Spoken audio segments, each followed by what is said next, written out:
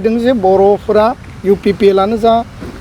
BPFआनो जा जिखिनि पलिटिकेल पार्टिफोर दङ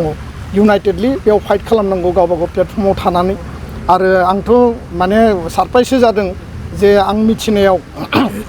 बिर सिलागां बिथांनि जि एनिभार्सारि दङमोन बे हाबाफारियाव थांनायाव बिथांमोननि दोलोनि गोबां थांदों हाग्रामा महिलारियाबो थांदों आरो बे सानखालि सासे क'क्राझार जिल्लानि एबसुनि बिबानगिरि बिथांनि सिगाङाव हाग्रामा महिलारि बिथाङा बुंनानै थांदों जाहैबाय जे एबसुजों जोंहा रायलायनांगौ दङ डिलिमिटेसनखौ लानानै आरो ज' खामानि मावनांगौ चिरां जिल्लानि आगुनि बारग' मन्थ्रि बिथांनिनो सासे माने भेरि माच नियारेस्ट जाय माने बिथांजों थाफायो बिथांनिफ्राय जोंनिसिम मोनसे खौरां माने मोनसे इनफरमेसन बा जोंखौ मोनसे आपिल खालामनाय माने खबर फैदों जे बारग' मन्थ्रि बिथाङा एबसुजों रायलायनो लुबैयो डिलिमिटेसननि सायाव आंथ' भेरि माच पजिटिभ खारन जोङो बयबो पलिटिकेल पार्टिजों रायलायगोन नाथाय बिथाङा बेबायदि बुंनानै दिनै जुदि एबसुखौ टारगेट खालामनानै जुदि सोंखारियोब्ला एबसुआथ' नैबे डिलिमिटेसन प्रक्रियाजों जोंहा माने बेबायदि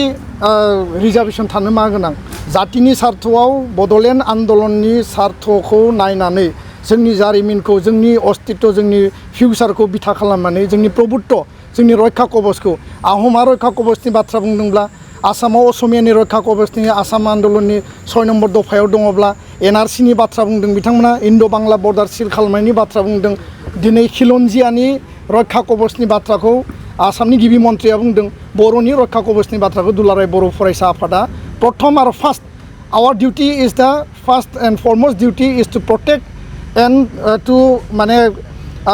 protect the rights and privileges of the Bodo community आरो बे खामानिखौनो लानानै जों मावगासिनो दङ बेयाव जोंहा खुनु 1% इन्ट्रेस्ट गैया खारन जोङो पलिटिकेल पार्टिबो नङा पलिटिकेल अर्गेनाइजेसनबो नङा जोङो माने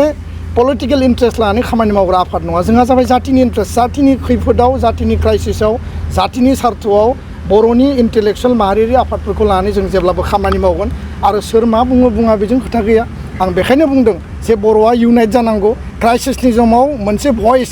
भारतआव जोङो दैथायहरनांगौ राष्ट्रपतियानो जा प्रधान मन्त्रि नखर मन्त्रि इलेक्सन कमिसन अफ इन्डिया आसामनि गिबि मन्त्रि आसाम सरकार बयबो जाहाथे मिथिदों जे बर' हारिया बे समाव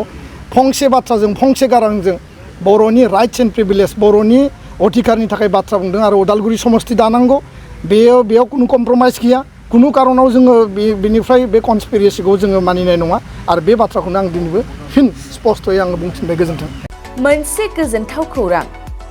2023-24 सोलोंथाइ बोसोरनि थाखाय 11-12 थाखोनि गोदानै मुं थिसननाय लानानै फैदों बाक्सा जिल्लानि सालबारि बाजारनि साखाथियाव थानाय सेन्ट जेभियार्स इंलिश स्कुला